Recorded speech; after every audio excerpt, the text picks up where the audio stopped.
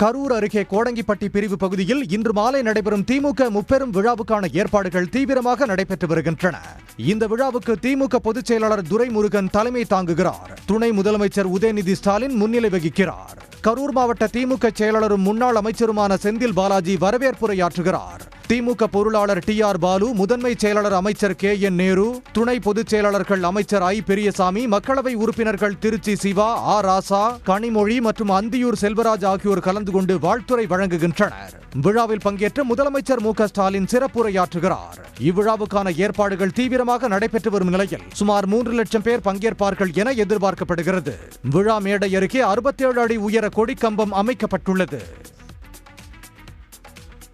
தமிழ்நாட்டிற்கு வழங்க வேண்டிய உரங்களை விரைந்து வழங்கிட நடவடிக்கை எடுக்குமாறு முதலமைச்சர் மு.க. ஸ்டாலின் வலியுறுத்தியுள்ளார். இது தொடர்பாக பிரதமர் மோடிக்கு அவர் எழுதியுள்ள கடிதத்தில் விவசாய உற்பத்திக்கு தேவைப்படும் யூரியா, டிஏபி, எம்ஓபி மற்றும் காம்ப்ளெக்ஸ் உரங்களை கடந்த ஏப்ரல் முதல் ஆகஸ்ட் மாதம் வரை ஒன்றிய அரசு வழங்காததை சுட்டிக்காட்டியுள்ளார். மொத்த ஒதுக்கீட்டில் ஒன்றிய அரசால் 57 விழுக்காடு அளவுக்கு மட்டுமே உரம் வழங்கப்பட்டிருப்பதாக அவர் கூறியுள்ளார். தற்போதைய காரிப் மற்றும் எதிர்வரும் ராபி பருவத்திற்கு உரப்பற்றாக்குறையை தவிர்க்கும் வகையில் தமிழ்நாட்டிற்கான உரங்களை வழங்கிட முதலமைச்சர் வலியுறுத்தியுள்ளார். அதன்படி 27,823 metric ton urea, 15,831 metric ton DAP, 12,422 metric ton MOP, 98,623 metric ton NPK complex உரங்களை வழங்கிட ரசாயன மற்றும் உர அமைச்சகத்திற்கு அறிவுறுத்துமாறு பிரதமருக்கு எழுதியுள்ள கடிதத்தில் முதலமைச்சர் ஸ்டாலின் வலியுறுத்தியுள்ளார். ஆயுத பூஜை, தீபாவளி பண்டிகை கால சிறப்பு ரயில்களுக்கான முன்பதிவு இன்று காலை 8 மணிக்கு தொடங்குவதாக தெற்கு ரயில்வே அறிவித்துள்ளது. மேலும் பண்டிகைகளுக்கு சொந்த ஊர்களுக்கு செல்பவர்களுக்காக 60 சிறப்பு ரயில்கள் அறிவிக்கப்பட்டுள்ளன. அதன்படி தாம்பரம், நாகர்கோவில் இடையில் வரும் 28ஆம் தேதி முதல் அக்டோபர் 27ஆம் தேதி வரை அனைத்து ஞாயிறு மற்றும் திங்கட்கிழமைகளில் சிறப்பு ரயில்கள் இயக்கப்பட உள்ளன. சென்னையிலிருந்து போத்தனூருக்கு இயக்கப்படும் சிறப்பு ரயில் வரும் 25ஆம் தேதி முதல் அக்டோபர் 24 வரை அனைத்து வியாழன் மற்றும் வெள்ளிக்கிழமைகளில் இயக்கப்பட உள்ளது. மேலும் நாகர்கோவிலில் இருந்து சேலம், காட்பாடி வழியாக சென்னை சென்ட்ரலுக்கு வரும் 30ஆம் தேதி முதல் அக்டோபர் 29 வரை அனைத்து செவ்வாய் மற்றும் புதன்கிழமைகளில் சிறப்பு ரயில் இயக்கப்பட உள்ளது. இதேபோல் தூத்துக்குடியில் இருந்து எழும்பூருக்கு வரும் 23ஆம் தேதி முதல் அக்டோபர் 23 வரை திங்கட்கிழமைகளிலும் சிறப்பு ரயில் இயக்கப்படுகிறது. மேலும் நெல்லை, எழும்பூர் இடையிலான வந்தே பாரத் ரயில்களின் பெட்டிகளின் எண்ணிக்கை 16 இருந்து 20ஆக உயர்த்தப்பட்டுள்ளது.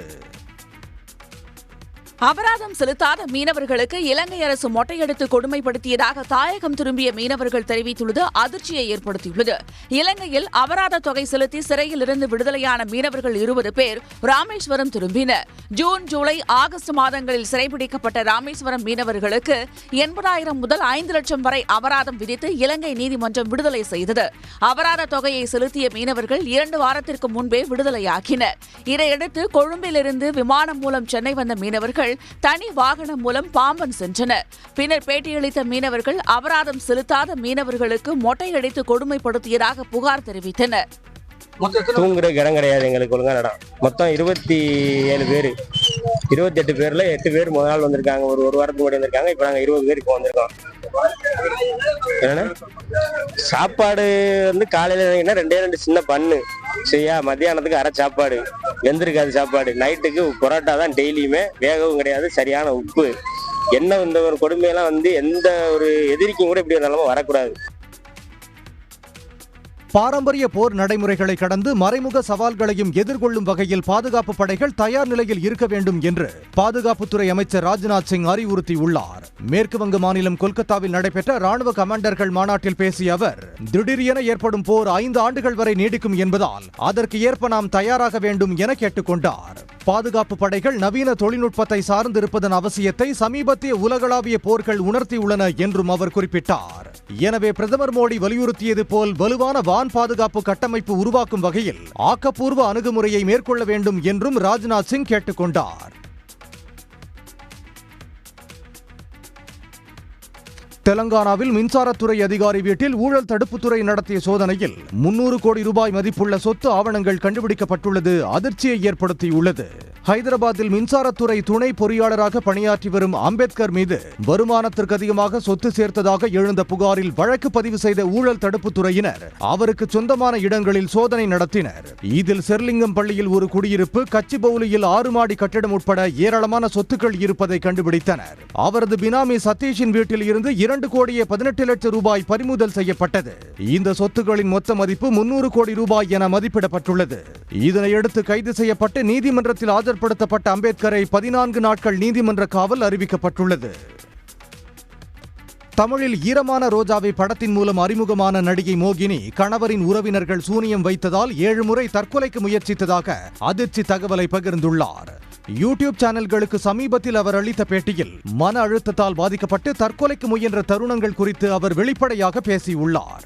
பலமுறை தற்கொலைக்கு முயன்றதாக கூறிய அவர் ஒரு ஜோதிடர் தனக்கு யாரோ சூனியம் வைத்ததாக கூறியதாகவும் தெரிவித்தார். மேலும் கணவரின் உறவினர் ஒருவர் தனக்கு பில்லி சூனியம் வைத்ததே அந்த சமயத்தில் தான் சந்தித்த பிரச்சனைகளுக்கு காரணம் என்றும் குற்றம் சாட்டினார். இந்த பிரச்சனையில் இருந்து தன்னை இயேசுதான் காப்பாற்றினார் என்றும் நடிகை மோகினி கூறினார். சேலம் மாவட்ட ஆட்சியர் அலுவலகத்தில் 17 புதிய அரசு பேருந்துகளை துணை முதலமைச்சர் உதயநிதி ஸ்டாலின் கொடியசைத்து தொடங்கி வைத்தார். தொடர்ந்து மாவட்ட ஆட்சியர் அலுவலகத்தில் நடைபெற்ற அனைத்து துறை அதிகாரிகளுடனான ஆய்வுக் கூட்டத்தில் உதயநிதி ஸ்டாலின் கலந்து கொண்டார். இந்த கூட்டத்தில் மகளிர் விடியல் பயணம், நான் முதல்வன், புதுமை பெண் உள்ளிட்ட திட்டங்கள் தொடர்பாக துணை முதலமைச்சர் ஆலோசனை நடத்தினார். அப்போது அதிகாரிகள் மத்தியில் பேசிய அவர், உங்களுடன் ஸ்டாலின் திட்டத்தில் மக்கள் கொடுக்கும் மனுக்களை கவனமாக கையாண்டு 45 நாட்களுக்குள் மனுக்களுக்கு தீர்வு காண அறிவுறுத்தினார். முன்னதாக துணை முதலமைச்சர் உதயநிதி ஸ்டாலின் மாவட்ட ஆட்சியர் அலுவலகம் வரும் வழியில் அவருக்கு பல்வேறு இடங்களில் வரவேற்பு கொடுக்கப்பட்டது. சேலம் 4 ரோடு பகுதியில் ஆம்புலன்ஸ் வாகனம் வருவதை கண்ட உதயநிதி ஸ்டாலின் தனது வாகனத்தை சாலையின் ஓரத்தில் நிறுத்த அறிவுறுத்தினார். ஆம்புலன்ஸ் சென்ற பிறகு அவரது வாகனம் புறப்பட்டது.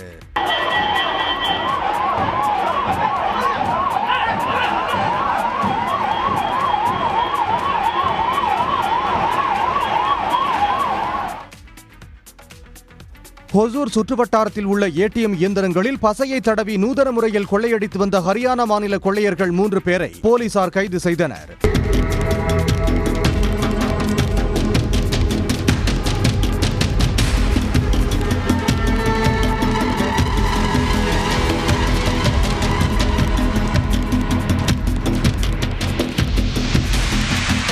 ஹரியானாவைச் சேர்ந்த லாரி ஓட்டுநர்களான முகமது ஷாத், ஹாசம் மற்றும் கூலி தொழிலாளியான தாகிர் ஆகியோர் ஹொசூர் சுற்றுவட்டாரத்தில் உள்ள ஏடிஎம் இயந்திரங்களின் பணம் வரும் இடத்தில் பசை தடவி தொடர் கொள்ளையில் ஈடுபட்டு வந்துள்ளனர்.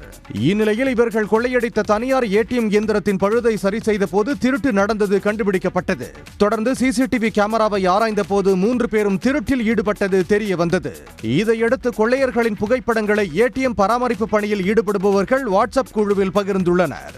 இந்நிலையில் ஹொசூர் ஏரி தெருவில் உள்ள ஏடிஎம் ஒன்றில் கொள்ளையடிக்க வந்த 3 பேரையும் அடையாளம் கண்ட ஏடிஎம் பராமரிப்பு தொழிலாளி முரளி ஏடிஎம் ஷட்டரை இழுத்து பூட்டியதால் வசமாக பிடிபட்டனர். சிவகாசி அடுத்த திருத்தங்கல் நாராயண பெருமாள் கோவிலில் கிருஷ்ண ஜெயந்தி விழா கோலாகலமாக நடைபெற்றது. விழாவை முன்னிட்டு பள்ளி மாணவிகளின் நாட்டியாஞ்சலி நிகழ்ச்சி நடைபெற்றது. தொடர்ந்து நடத்தப்பட்ட உரியடி மற்றும் வழுக்குமரம் ஏறும் போட்டியில் பலர் ஆர்வத்துடன் பங்கேற்றனர்.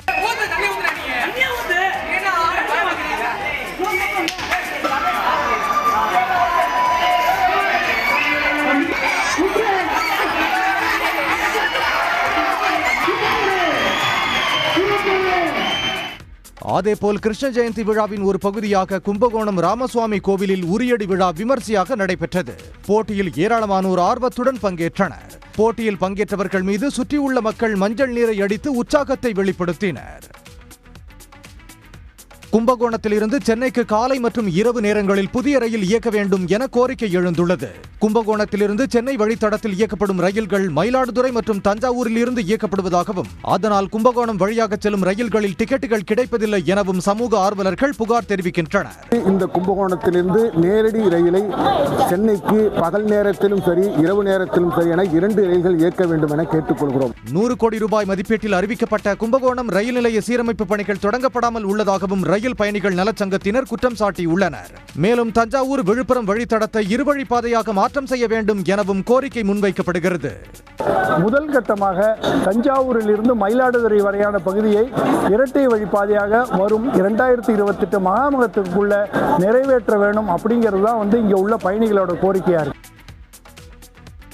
சென்னை மாநகராட்சியில் மேற்கொள்ளப்பட்டுள்ள மழைநீர் வடிகால் பணிகள் காரணமாக ஒரே நேரத்தில் 20 சென்டிமீட்டர் மழை பெய்தாலும் சமாளிக்கும் கட்டமைப்பை பெற்றுள்ளதாக அமைச்சர் மா சுப்பிரமணியன் தெரிவித்துள்ளார். கிண்டி மாஞ்சோலை பகுதியில் நவீன எரிவாயு தகன மேடைக்கான பணிகளுக்கு அடிக்கல் நாட்டிய பின் செய்தியாளர்களை சந்தித்த மா சுப்பிரமணியன் ஊரக உள்ளாட்சித்துறை, பொதுப்பணித்துறை, மக்கள் நல்வாழ்வுத்துறை உள்ளிட்ட பல்வேறு துறைகளை ஒருங்கிணைத்து பருவமழை முன்னெச்சரிக்கை நடவடிக்கைகளுக்கான அறிவுறுத்தல்கள் வழங்கப்பட்டுள்ளதாக தெரிவித்தார். பெருநகர சென்னை மாநகராட்சி, அதேபோல் நீர்வள ஆதாரத்துறை, பொதுப்பணித்துறை, நெடுஞ்சாலைத்துறை போன்ற பல்வேறு துறைகளின் வாயிலாக இன்றைக்கு மிகப்பெரிய அளவிலான மழைநீர் வடிகால் வாய்களை அமைத்து இன்றைக்கு பெரிய அளவில் மழை பொழிவை எதிர்கொள்ளும் வசதியை ஏற்படுத்தியிருக்கிறார்கள். நான் அடிக்கடி சொல்வதுண்டு, ஒரே நேரத்தில் 20 சென்டிமீட்டர் மழை பொழிவை கூட தாங்கும் அளவுக்கான கட்டமைப்பை சென்னை மாநகராட்சி இன்றைக்கு பெற்றிருக்கிறது. ஸ்ரீவில்லிபுத்தூர் அருகே வத்ராயிருப்பு சுற்றுவட்டார பகுதிகளில் கடந்த சில நாட்களாகவே வெயிலின் தாக்கம் அதிகரித்து வந்த நிலையில் திடீரென கருமேகம் சூழ்ந்து பலத்த மழை கொட்டியது. 30 நிமிடத்துக்கு மேலாக விளாசிய மழையால் தெருக்களில் ஆங்காங்கே மழைநீர் ஆறு போல பெருக்கெடுத்து ஓடியது. மகாராஜபுரம் அம்பேத்கர் நகர் பகுதியில் வீடுகளுக்குள் கழிவுநீர் புகுந்ததால் தொற்றுநோய் அபாயத்துக்கு தள்ளப்பட்டுள்ளதாக பொதுமக்கள் கவலை தெரிவித்துள்ளனர். லைட்டா மழை பெஞ்சாலே இந்த இடம் ஃபுல்லா தண்ணி பெருகிறது. வீட்டுக்குள்ளே வீடும் அந்த காலத்து வீடுங்கிறதுனால அந்த கொஞ்சம் இன்னும் நல்ல பெரிய மழை பெஞ்ச உடனே தண்ணியும் வீட்டுக்குள்ள வந்துருது. ஸ்கூல் விட்டு வர்ற பிள்ளைய நடந்து வர முடியல. மெனக்கிட்டு அவங்கள போய் பேரண்ட்ஸ் தான் போய் கூட்டிட்டு வர வேண்டியதா இருக்கு. பைக்ல போய் எந்த நேரமும் வீட்லயும் பேரண்ட்ஸ் இருக்க முடியாது. அப்ப இங்க அந்த சாக்கடை தண்ணி வழியா தான் நடந்து பிள்ளைகளும் காலை கூட கழுவாம செய்யாம வீட்டுக்குள்ள வந்துடுறாங்க. தங்கள் பகுதிக்கு தேவையான அடிப்படை வசதிகளை செய்து கொடுக்க அதிகாரிகள் உடனடியாக நடவடிக்கை எடுக்க வேண்டும் என மகாராஜபுரம் மக்கள் கோரிக்கை விடுத்துள்ளனர்.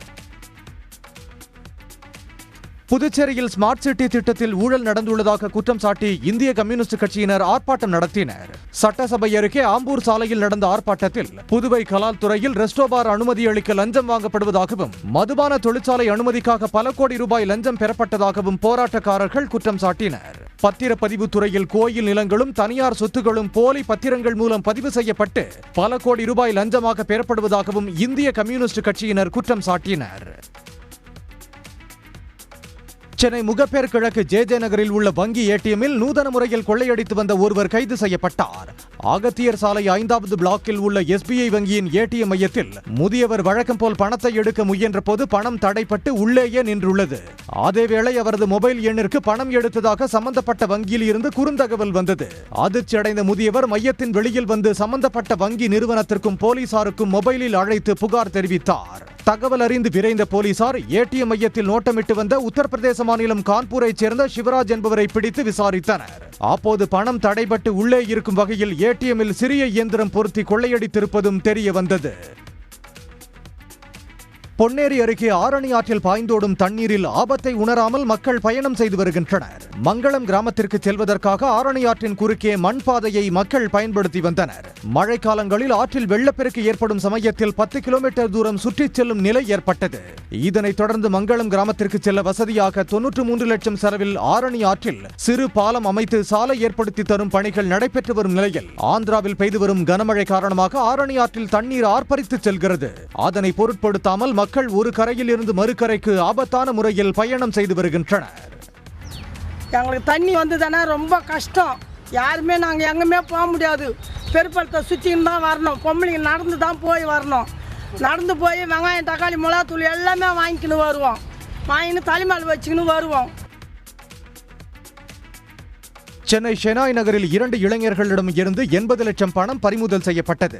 கார் திருட்டு வழக்கு தொடர்பாக ஷெனாய் நகரில் உள்ள ஒரு கட்டிடத்தில் விசாரணை நடத்த மணிமங்கலம் போலீசார் வந்தபோது அவர்களை பார்த்துவிட்டு அங்கிருந்த 2 பேர் ஓட்டம் பிடித்தனர். மணிமங்கலம் போலீசார் அவர்களை விரட்டி சென்று பிடித்தனர். பின்னர் இருவரையும் அண்ணா நகர் காவல் நிலையத்தில் ஒப்படைத்தனர். அவர்களிடம் நடத்திய விசாரணையில் ரியல் எஸ்டேட் தொழில் நடத்தி வரும் தங்கள் முதலாளி கொடுத்த பணம் என தெரிவித்தனர். உரிய ஆவணங்கள் இல்லாததால் பணத்தையும் 2 இளைஞர்களையும் மணிமங்கலம் போலீசார் வருமான வரித்துறை அதிகாரிகளிடம் ஒப்படைத்தனர். டோக்கியோவில் நடைபெற்று வரும் உலக தடகள போட்டியில் ஆடவருக்கான உயரம் தாண்டுதலில் இந்தியாவின் சர்வேஸ் குஷாரே 6வது இடத்தையே பிடிக்க முடிந்தது. மராட்டிய மாநிலம் நாசிக்கைச் சேர்ந்த 30 வயது குஷாரே தகுதி போட்டியில் 2.25 மீட்டர் உயரம் தாண்டி இறுதிப் போட்டிக்கு தகுதி பெற்றார். இந்நிலையில் பதக்கத்துக்கான இறுதிச் சுற்றில் 2.28 மீட்டர் உயரம் தாண்டி 6வது இடத்தையே அவரால் பிடிக்க முடிந்தது. தனக்கு 3வதாக கொடுக்கப்பட்ட வாய்ப்பில் 2.31 மீட்டர் உயரத்தை தாண்ட முடியாமல் குஷாரே ஏமாற்றமடைந்தார். என்றாலும் இந்த பதிவு மூலம் தனது முந்தைய சாதனையை அவர் புதுப்பித்துக் கொண்டுள்ளார். நியூசிலாந்தின் ஹமீஸ்கர் 2.36 மீட்டர் உயரம் தாண்டி தங்கப் பதக்கத்தை தட்டிச் சென்றார். தென்கொரியாவின் ஊ வெள்ளிப் பதக்கத்தை கைப்பற்றினார். சீன மாஸ்டர் சர்வதேச பேட்மிண்டன் போட்டியில் டென்மார்க் வீராங்கனையை எளிதில் வீழ்த்தி இந்தியாவின் PV சிந்து 2ஆம் சுற்றுக்கு முன்னேறியுள்ளார். மொத்தம் 11 கோடி ரூபாய் பரிசு தொகை கொண்ட இத்தொடர் சீனாவின் ஷென்சன் நகரில் தொடங்கி நடைபெற்று வருகிறது. கௌரவ் மிக்க இப்போட்டியில் இந்தியாவில் இருந்து லக்ஷ்யா சென், ஆயுஷ் ஷெட்டி, PV சிந்து, சாத்விக் சாய்ராஜ் ரங்கிரெட்டி, சிராக் ஷெட்டி ஆகியோர் பங்கேற்றுள்ளனர்.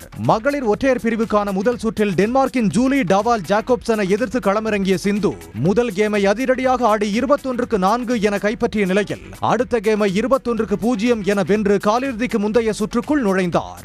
அதே சமயம் ஆடவர் பிரிவில் இந்தியாவின் நட்சத்திர வீரர் லக்ஷ்யா சென் சீனாவின் லீ ஷீபெங்கிடம் அதிர்ச்சி தோல்வியுற்று போட்டியில் இருந்து வெளியேறினார். தமிழ்நாட்டில் வாக்குச்சாவடிகளின் எண்ணிக்கையை 74,000ஆக உயர்த்த திட்டமிடப்பட்டுள்ளது. 2026 சட்டமன்ற தேர்தலையொட்டி மாவட்ட வாரியாக தேர்தல் பணிகள் முடுக்கிவிடப்பட்டுள்ளன. இந்நிலையில் மாநிலத்தில் கூடுதலாக 6,000 வாக்குச்சாவடிகளை உருவாக்க தேர்தல் ஆணையம் திட்டமிட்டுள்ளது. அதன்படி தற்போது 68,000 வாக்குச்சாவடிகள் உள்ள நிலையில் அவற்றை 74,000ஆக உயர்த்த முடிவு செய்யப்பட்டுள்ளது. அதாவது ஒரு வாக்குச்சாவடிக்கு 1,200 வாக்காளர்களுக்கு கீழ் இருக்க வேண்டும் என்ற அடிப்படையில் பிரிக்கப்பட உள்ளன. இது தொடர்பாக ஒரு வாரத்திற்குள் அரசியல் கட்சிகளுடன் ஆலோசனை நடத்தி வாக்குச்சாவடிகளை இறுதி செய்ய மாவட்ட தேர்தல் அலுவலர்களுக்கு உத்தரவிடப்பட்டுள்ளது. 100 கோடி ரூபாய் மதிப்பீட்டில் செமிகண்டக்டர் வடிவமைப்பு மற்றும் சோதனைக்கான உயர்திறன் மையத்தை உருவாக்க டிட்கோ நிறுவனம் ஒப்பந்தம் கோரியுள்ளது. தமிழ்நாடு செமிகண்டக்டர் இயக்கத்தை செயல்படுத்த 500 கோடி ரூபாய் ஒதுக்கீடு செய்து அரசாணை பிறப்பிக்கப்பட்டது. அதன்படி செமிகண்டக்டர் வடிவமைப்பு மேம்பாட்டு திட்டத்திற்கு 250 கோடி ரூபாயும், செமிகண்டக்டர் சோதனை உட்கட்டமைப்பு மேம்பாட்டு திட்டத்திற்கு 75 கோடி ரூபாயும் ஒதுக்கப்பட்டுள்ளது. இந்நிலையில் செமிகண்டக்டர் வடிவமைப்பு மற்றும் சோதனை பணிகளை மேற்கொள்வதற்காக உயர்திறன் சிறப்பு மையத்தை உருவாக்க டிட்கோ நிறுவனம் டெண்டர் கோரியுள்ளது. ஜாயிண்ட் வெஞ்சர் முறையில் அமைக்கப்பட உள்ள சிறப்பு மையத்திற்கு டிட்கோ சார்பில் 75 கோடி ரூபாய் நிதி வழங்கப்படும்.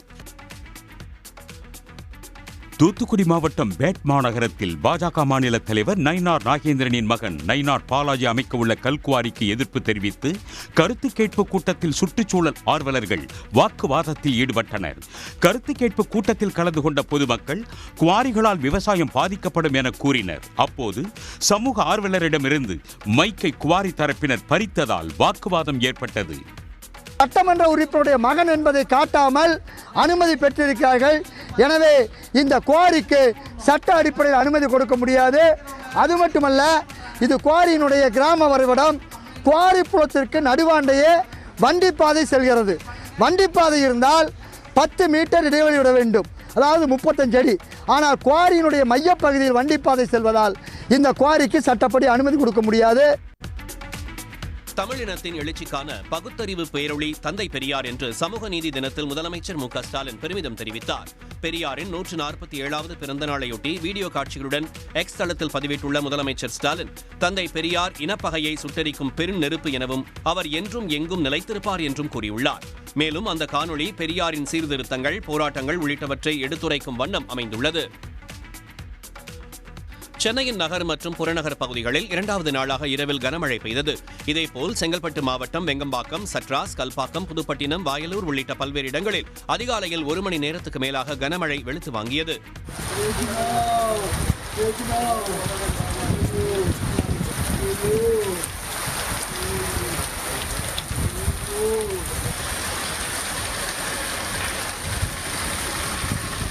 மயிலாடுதுறை மாவட்டத்தில் உள்ள திருவாவடுதுறை, திருவாலங்காடு, குத்தாலம், கோமல், மல்லியம், தருமபுரம் உள்ளிட்ட பல்வேறு இடங்களில் கனமழை பெய்தது. இதனால் மயிலாடுதுறை அரசு மருத்துவமனையில் உள்ள விபத்து மற்றும் அவசர சிகிச்சை பிரிவில் மழைநீர் புகுந்ததால் நோயாளிகள் பாதிப்புக்குள்ளாகினர்.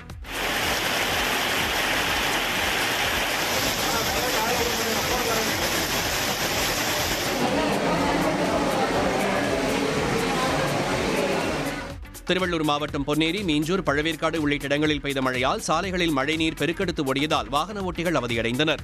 வேலூரில் 2வது நாளாக இடி மின்னலுடன் கூடிய மிதமான மழை பெய்தது. இதேபோல மாநிலத்தின் பல்வேறு நகரங்களில் இரவில் பெய்த மழையினால் வெப்பம் தணிந்து குளிர்ச்சி நிலவியது. காஞ்சிபுரம், செங்கல்பட்டு உள்ளிட்ட 21 மாவட்டங்களில் ஓரிரு இடங்களில் இன்று கனமழைக்கு வாய்ப்பிருப்பதாக சென்னை வானிலை ஆய்வு மையம் எச்சரித்துள்ளது. தென்னிந்திய பகுதிகளின் மேல் ஒரு வளிமண்டல கீழடுக்கு சுழற்சியும் தெற்கு வங்கக்கடல் பகுதிகளின் மேல் ஒரு வளிமண்டல மேலடுக்கு சுழற்சியும் நிலவுகிறது. இதன் காரணமாக காஞ்சிபுரம், செங்கல்பட்டு, விழுப்புரம், திருவண்ணாமலை, கள்ளக்குறிச்சி, திருச்சி உள்பட 21 மாவட்டங்களில் இன்று கனமழைக்கு வாய்ப்பிருப்பதாக சென்னை வானிலை மையம் தெரிவித்துள்ளது. இதேபோல நாளை செங்கல்பட்டு, காஞ்சிபுரம், திருவண்ணாமலை உள்ளிட்ட 11 மாவட்டங்களில் கனமழை தொடரும் என்றும் கூறியுள்ளது. தமிழ்நாடு மற்றும் புதுச்சேரியில் வரும் 22ஆம் தேதி வரை மழை நீடிக்கும் என்றும் சென்னை வானிலை ஆய்வு மையம் குறிப்பிட்டுள்ளது.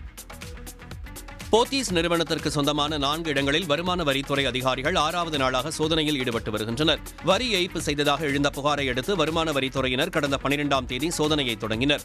சென்னை, நெல்லை, மதுரை, திருச்சி, கோவை உள்ளிட்ட பல்வேறு மாவட்டங்களில் உள்ள போத்தீஸ் ஜவுளி கடைகளில் சோதனை நடைபெற்றது. இந்நிலையில் சென்னை தியாகராய நகரில் உள்ள கார்ப்பரேட் அலுவலகம், குடவுன், ஜவுளி கடைகள் உள்ளிட்ட இடங்களில் 6வது நாளாக சோதனை நடைபெற்றது.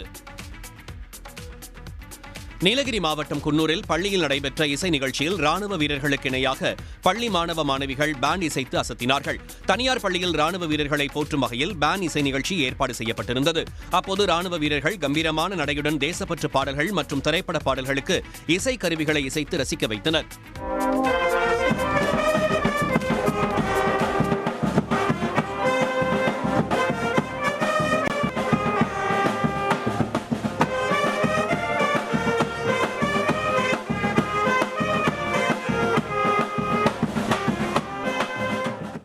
இதனைத் தொடர்ந்து பள்ளிகளுக்கிடையே நடைபெற்ற பேண்ட் இசை நிகழ்ச்சியில் பல்வேறு பள்ளிகளைச் சேர்ந்த மாணவ மாணவிகள் பங்கேற்று அசத்தினார்கள். சிறப்பாக பேண்ட் இசைத்த பள்ளிக்கு 10,000 ரூபாய் பரிசுத் தொகையாக வழங்கப்பட்டது.